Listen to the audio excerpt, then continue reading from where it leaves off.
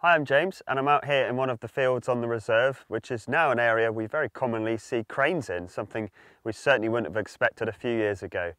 Welcome to another episode of Slimbridge's Wildlife Weekly.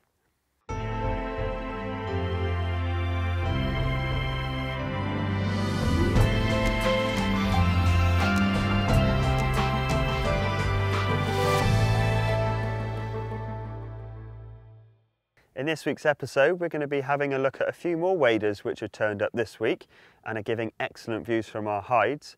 And it's been a while, so we're going to give you an update on our common cranes here at Slimbridge, and they've even had a little bit of extra help from our staff and volunteers. Well, it's been another week where we've seen lots of migrant waders arriving and passing through our reserve.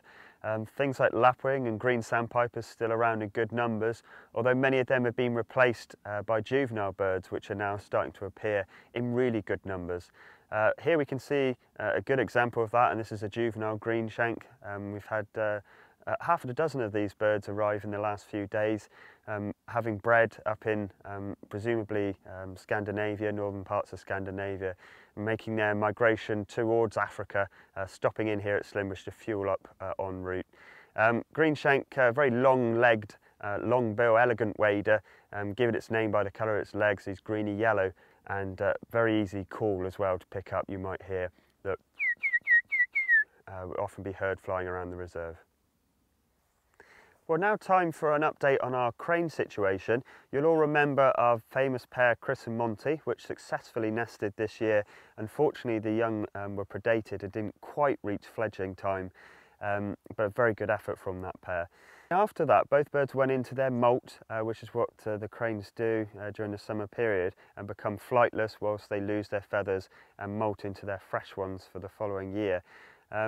Chris actually disappeared during this period, and left just Monty that we could see from the hides on a regular basis, and went a few days really with Monty. Quite obviously looked like he was in distress, that he couldn't find his partner, and unfortunately we assumed that Chris had actually been predated herself. But actually she was rediscovered this week, alive and well, up near our local pub. During this flightless period, we're actually able to capture cranes, and we have done this in the past to refit tags and give birds a health check.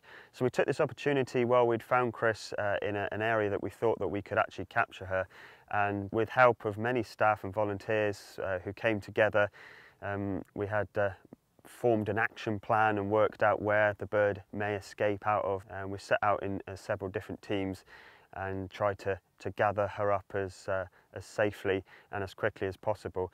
And during this period, she was just about able to fly, not gaining enough height to actually get out of the field. So we could close in on her quite quickly, running towards her. You can see me coming in on the right there like an aeroplane. Kane, you can see, dives in here, gets a good hold on the back of the bird here. Then I run in just to grab the beak of the bird, just to make sure that's secure for Kane's safety. Really, they're a big bird with a very sharp implement on the end. So for everyone's safety, we hold her well. And we should stress that we're all trained professionals to do this. All of us have had many years of experience of catching and handling birds. Whilst we've got here, we take her away, refit the tag, give her a health check.